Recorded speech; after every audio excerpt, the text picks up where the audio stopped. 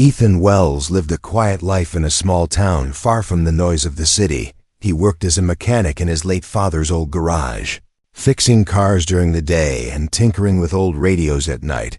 Life was slow, predictable, and peaceful. But that peace was about to shatter forever one stormy evening, as thunder rolled over the hills and rain tapped on the roof like fingers on glass. Ethan sat alone in his garage.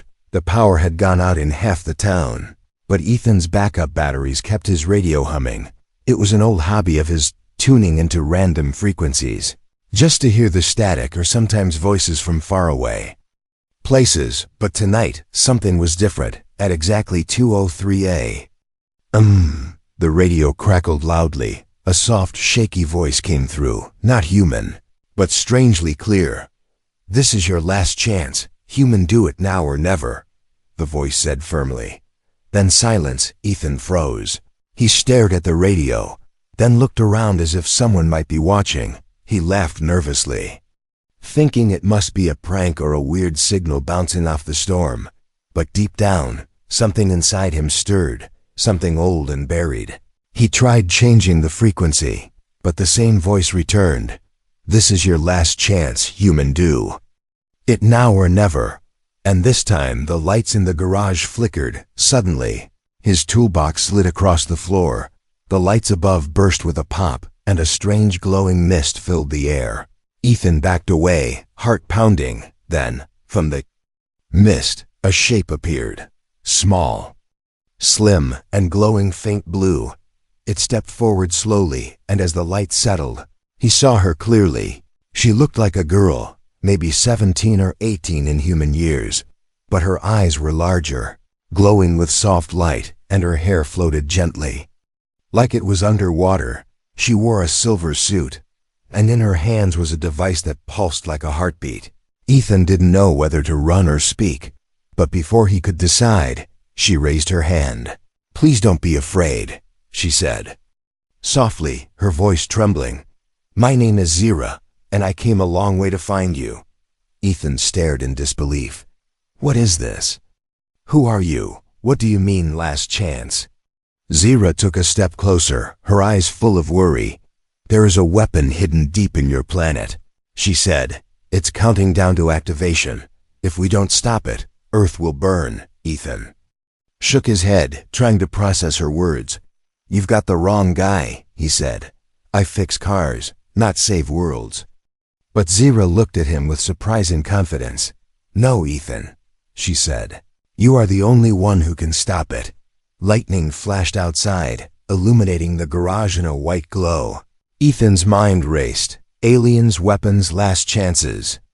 It was too much, but part of him, a deep and quiet part, didn't feel shocked. It felt familiar. "Why me?" he asked. Zira hesitated, then spoke slowly. "Because you are not fully human."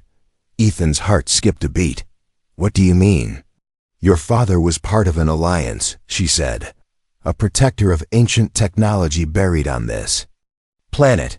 You were born with a key inside you, a living code, designed to connect with the alien systems.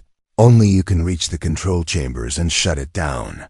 Ethan laughed nervously again, stepping back. "This is insane," he whispered, but behind him, the shelves began to shake, and a hidden panel in the wall slowly opened, revealing a small metal object glowing with the same pulse as Zira's device. He picked it up, and it felt strangely warm in his hand. Then, it lit up, bright and blinding, and showed a map inside his mind. Zira's voice echoed gently. "Now you see," she said. "It has begun." Ethan's breath trembled. He didn't ask for this. He didn't want to be special. But now he had no choice.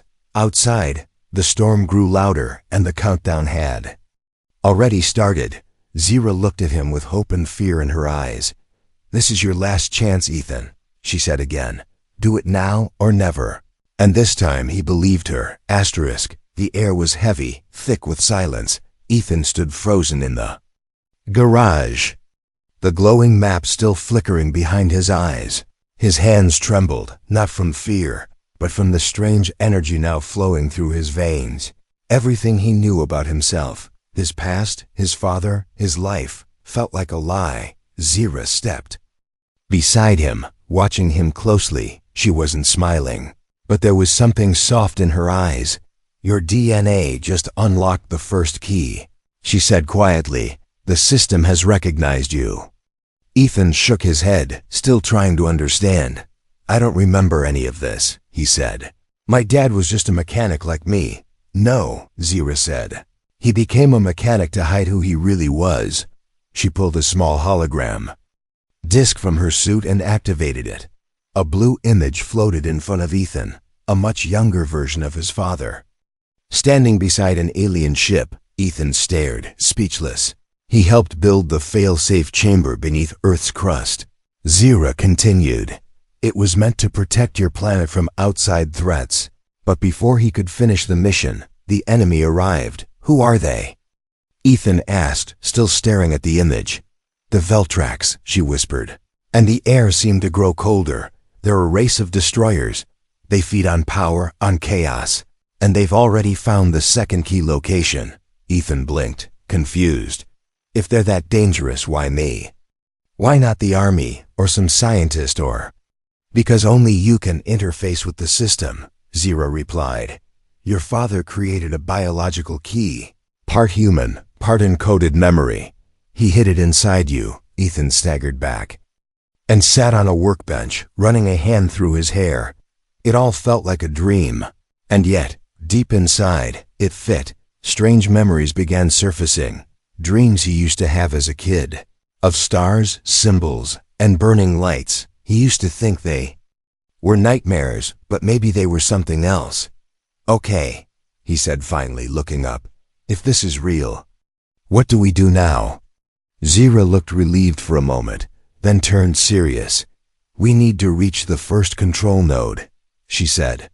"It's hidden under the mountains, 20 miles from here, but it's not safe. The Veltrax can track the key now that it's active." Before Ethan could respond, the ground shook, just slightly, but enough to make a wrench fall off the wall.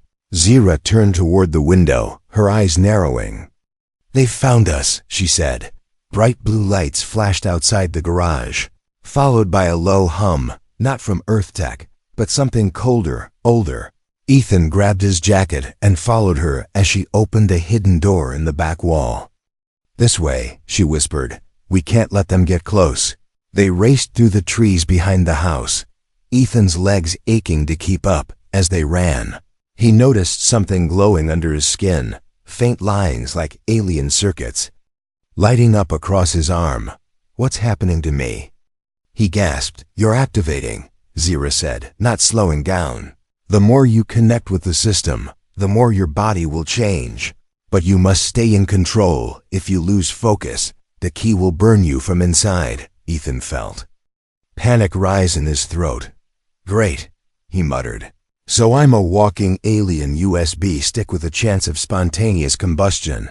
Zira gave a faint smile, but her eyes stayed sharp. They reached a clearing, and there, half buried under dirt and vines, was something unbelievable. A ship, small but sleek, hidden in plain sight, probably for years, maybe longer. Zira placed her hand on a metal panel and it slid open, revealing a narrow ramp. Ethan stepped inside slowly, every breath filled with awe and confusion. The ship pulsed with soft lights, like it was alive, waiting. As the ramp closed behind them, Ethan looked around and whispered, "This is insane." But deep down he knew this was just the beginning. Far away, across space, a dark figure watched the activation signal from a glowing screen. The Veltrax commander turned to his soldiers and growled, "The key has awakened. Find the human and erase him." The ship soared through the night sky like a silver ghost. It made no sound, no trail, and not even the stars noticed its passing.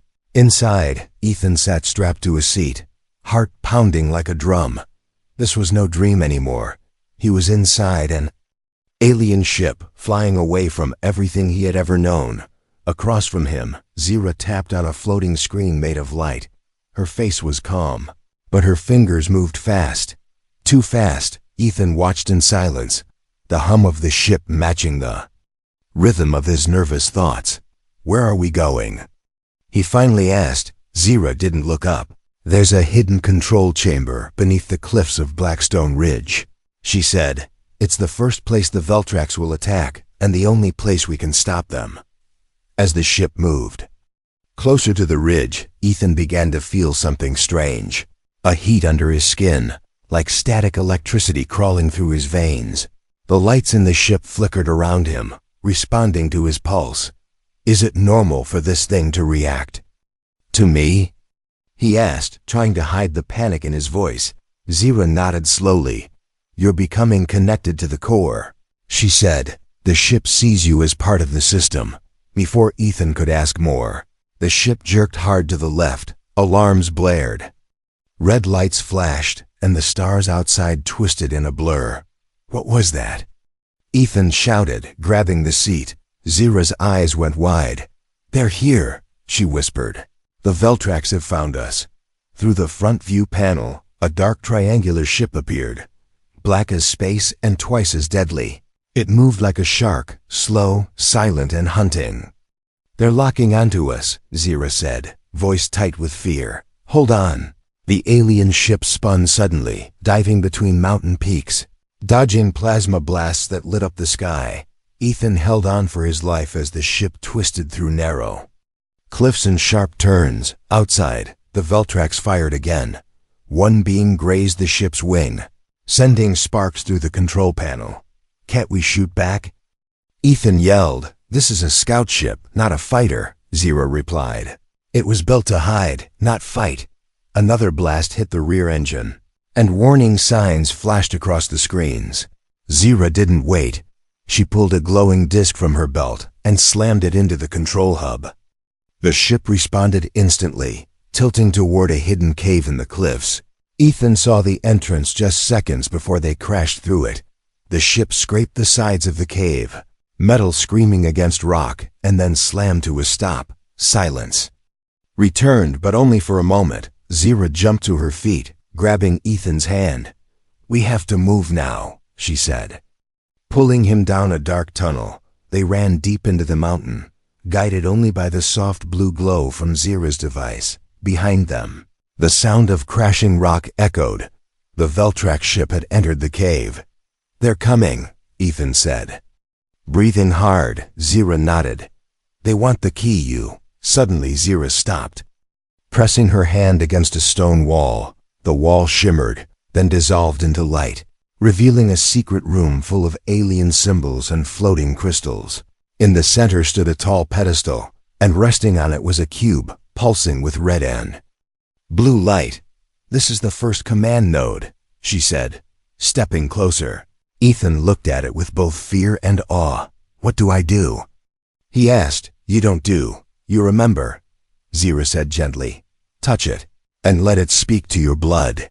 Ethan reached out, his fingers brushing the cube. In an instant, a flash of images exploded in his mind. Stars collapsing, planets burning, a tall man with eyes like his shouting in a forgotten language, and then a symbol, the same one from his childhood dreams, glowing on his chest. He gasped and pulled back. "I saw things. I saw everything." Zira nodded, her voice quiet. "You're waking up." Suddenly, the wall behind them burst open, and smoke filled the chamber. From the shadows stepped a tall figure in black armor, face hidden behind a helmet shaped like a skull. "The Veltrax commander. You are the key," the voice growled, deep and mechanical. "Give yourself up, human, and we may spare her." Ethan stood in front of Zira, fists clenched. For the first time, he didn't feel helpless. He felt ready. "No," he said firmly. "You'll have to go through me." The commander tilted his head, amused. "So be it." And then the battle began. Asterisk smoke coiled around Ethan. Like a living thing, his ears rang from the blast. And the alien chamber was shaking. The Veltrax commander stood tall in the broken wall, his red eyes glowing through the skull-shaped helmet. Ethan's heart pounded, but he didn't move back. Zira stood behind him, breathing hard, one arm burned from the explosion. The cube still pulsed beside them, glowing with Ethan's touch. The enemy raised a strange weapon, a rod of dark metal humming with red energy. Before he could strike, Ethan raised his hand. He didn't know what he was doing, only that. Something inside him had changed.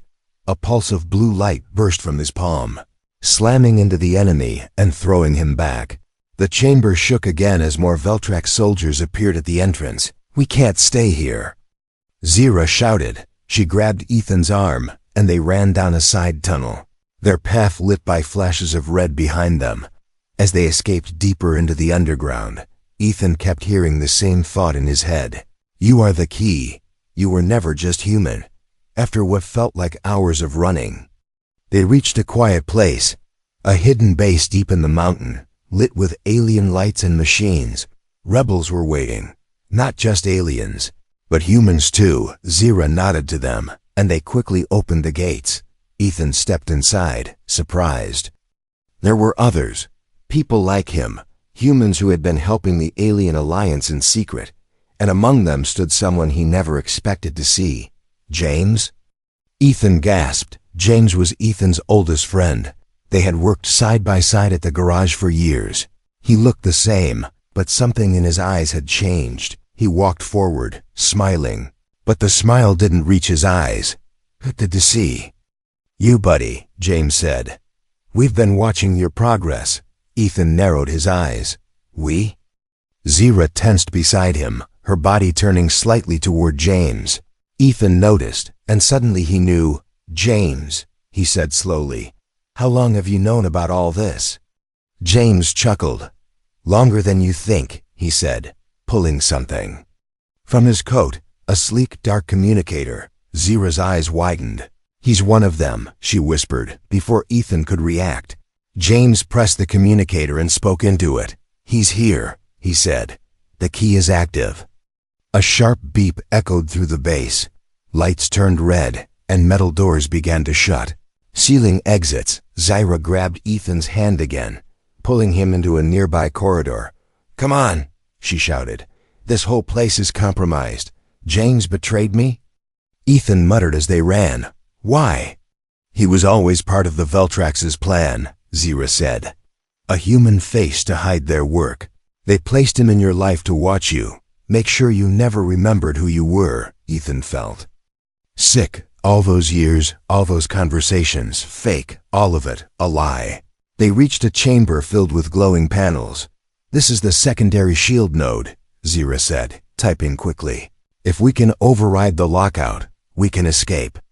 Through the west tunnel, Ethan stepped forward, placing his hand on the main panel. The lights responded instantly, scanning his body. Data flowed across the screens, faster than Zira could read. "You're learning quickly," she said, impressed. But suddenly, a message flashed on the panel, one only Ethan could see. It said, "Second key location, your father's grave." Ethan's eyes widened. "My dad. He left something behind," he whispered. "The next piece is hidden with him." Zira turned, surprised. "Then that's where we go next," she said. But just as she spoke, a blast shook the walls, and soldiers poured in through the side. James stepped forward once more, his voice calm. "You don't have to fight this, Ethan," he said. "Come with me. Hand over the key, and we can fix everything." Ethan looked at James, the man he once trusted more than anyone, and then at Zira, wounded, tired, but never giving up. He clenched his fists. "No," he said. "I'm done being lied to." With a deep breath, he reached for the command panel and triggered a blinding burst of light. The energy threw James and the guards back, giving them just enough time to escape. As the doors slammed shut behind them, Ethan turned to Zira. "We're going to my father's grave," he said, "and we're going to finish this." Rain fell gently over the cemetery, each drop landing like a whisper from the sky. The world was quiet here. No weapons, no alien signals, no running. Just rows of stone and forgotten names. Ethan stood still in front of a grave marked Arthur Wells, his father's name carved into weathered stone. The same man who had raised him, taught him how to fix engines, and left behind 100 unanswered questions. But now, Ethan knew the truth. His father wasn't just a mechanic, he was a protector, a guardian of secrets buried deeper than Earth itself. Zira stood a few steps behind him, soaked in rain. She didn't rush him, didn't speak. She understood this moment was his. Ethan reached into his jacket and pulled out the glowing cube from the mountain chamber. It pulsed softly in his hand. Then, to his surprise, it floated, moving slowly toward the gravestone. A line of light drew itself across the base of the grave, carving a perfect circle into the earth. The ground trembled, and the stone slid back with a quiet rumble, revealing a spiral staircase beneath. "Your father built this?"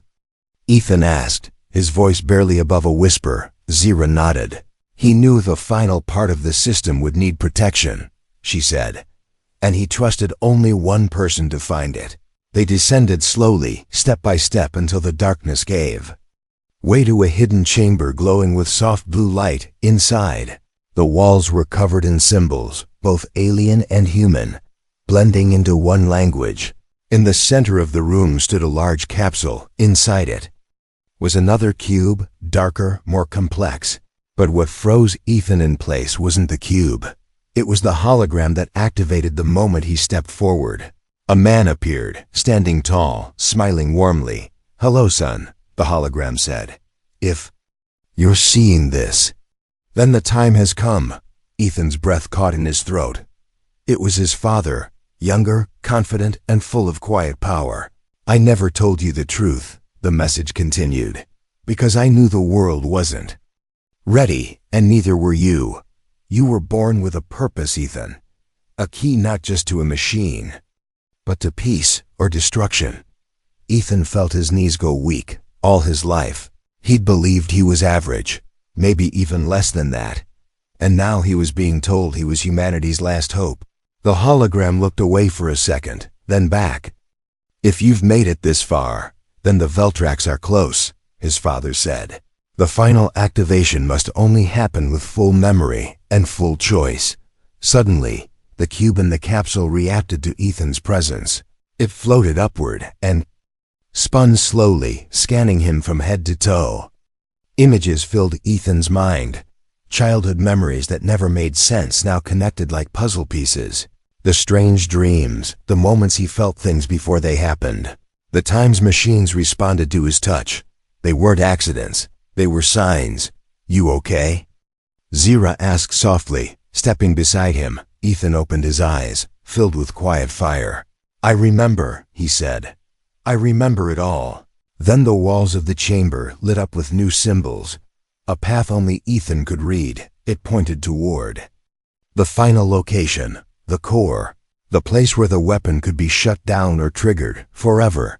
But before they could leave, a sound echoed above them, the clank of boots. "They found us," Zira said, drawing her blaster. Ethan didn't flinch. "I'm done running," he said. The floor rose beneath them, lifting them back toward the surface, and waiting for them at the top was James again, but this time he wasn't smiling. He looked angry, desperate, and behind him stood two Veltrax soldiers. "Step away from the cube." "Ethan," James said coldly, "hand it over, and you can live." Ethan stepped forward, calm and sure. "You really think I'd trust you again?" James clenched his jaw. "You're not strong enough to do this on your own." Ethan looked at the cube, then at Zira.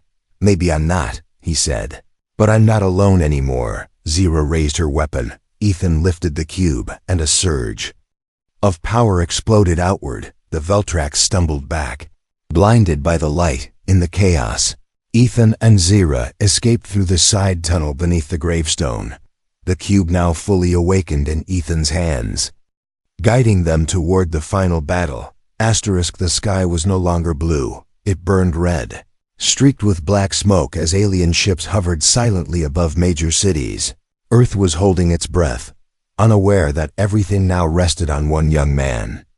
Walking through the ruins of a forgotten canyon, Ethan Wells moved with purpose. But his heart was heavy. The cube pulsed in his hand like it was alive, guiding him toward the core. Beside him, Zira limped slightly, her injuries catching up with her. But her eyes never left the horizon. They had crossed deserts, dodged patrols, and survived 3 ambushes in 48 hours. But now, they were close, too close. Once we go in, Zira said quietly, there's no turning back. The system will demand a final command: shut it down. Or let it launch. Ethan nodded. He didn't answer, because a storm was already raging inside him. As they reached the base of the mountain, a deep humming echoed from the rocks. The entrance appeared, a wall of stone peeling away like paper to reveal an ancient metallic door. Markings on the frame glowed blue, responding to Ethan's DNA. The system knew he had returned. Inside, the core was beautiful, a floating sphere surrounded by rings of light, spinning slowly in silence. Beneath it, machines hummed with quiet power, waiting for the final key. But as they stepped in, something unexpected happened. A new voice spoke, not human, not alien, but artificial. Welcome, Operator Wells. Final decision pending. The platform beneath them shifted, lifting Ethan toward the sphere. Zira stayed behind, her hand pressed on her chest, her breathing shallow. Ethan looked back, concern in his eyes. I'm fine, she said with a weak smile. This is your part now. As Ethan reached the interface, the sphere split open, revealing 2 slots, one for the cube, and one for a living sacrifice. A sharp light scanned Ethan's body, then pointed at Zira. To complete the shutdown sequence, one of you must stay. The core demands a life bound to the command line. Ethan's blood ran cold. No, he said. There must be another way. Zira's face changed, her voice soft. I knew this, she admitted. I didn't tell you because I wanted you to reach the end. Tears formed in Ethan's eyes. You want to give your life for this? I already lost my world, she said. If I can help save yours, that's enough. Ethan shook his head. No, we do this together. Before he could argue more, the core lit up again, showing 2 timelines. One where Earth survives, one where it burns. But in the survival path, someone had to remain inside the system forever.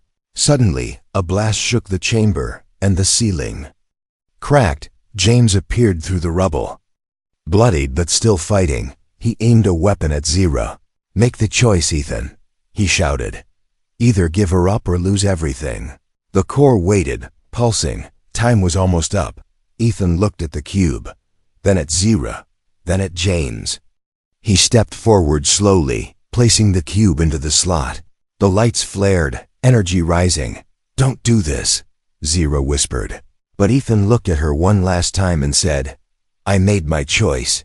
He stepped onto the second platform. The sacrifice plate. Before Zira could stop him, the system locked him in place. No! She screamed, but the core responded instantly, closing the circuit. James tried to shoot, but the energy pulse blasted him across the room. Unconscious, everything went white. Ethan felt his memories, his body, his voice slowly drifting away into the code. But he smiled, because Earth was safe. Silence, for the first time in days, weeks, maybe years.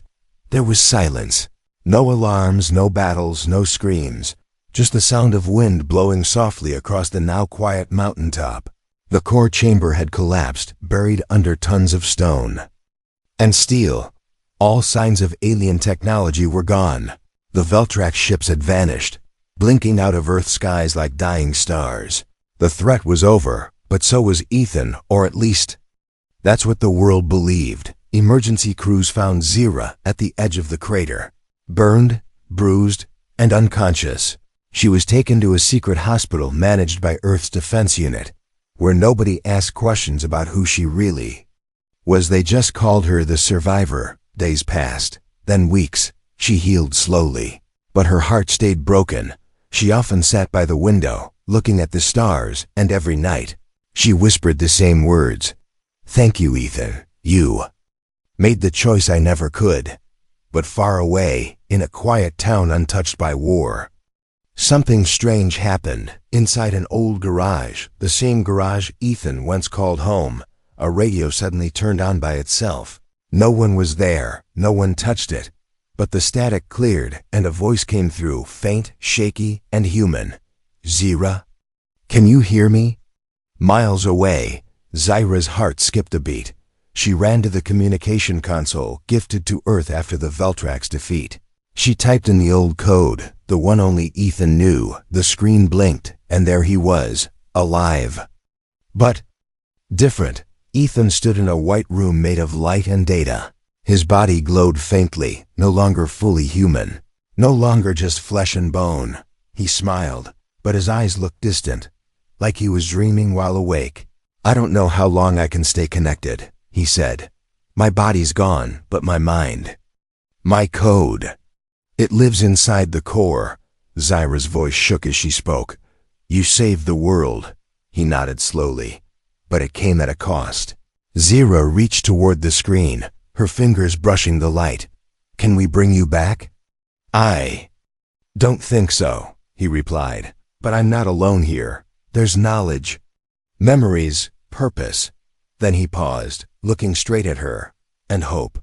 The screen began to flicker, the connection fading. "Ethan, wait." She called out, "Don't go, please." He smiled again, the same tired, stubborn smile she'd grown to trust. "I'm still with you, Zyra," he whispered. "Every time your heart beats for peace instead of fear. Every time you protect instead of destroy. You're doing it with me." The signal vanished. The screen went black. But Zyra didn't cry. She stood tall, placed her hand over her heart, and looked up at the sky. And from deep in space, a soft blue star blinked once, then faded. Gently, epilogue. Earth healed. The Veltrax were gone, scattered across the galaxy, hunted by their own kind. The secret of the core was buried, guarded by silent watchers, and in a small garage. A new mechanic began fixing radios again. He didn't remember much, not names, not faces. But every night, he heard a voice in the static. A girl, calm, strong, and kind, whispering through the wires, "This is your last chance, human. Do it now or never." And he always smiled, because somewhere, somehow he knew he already had.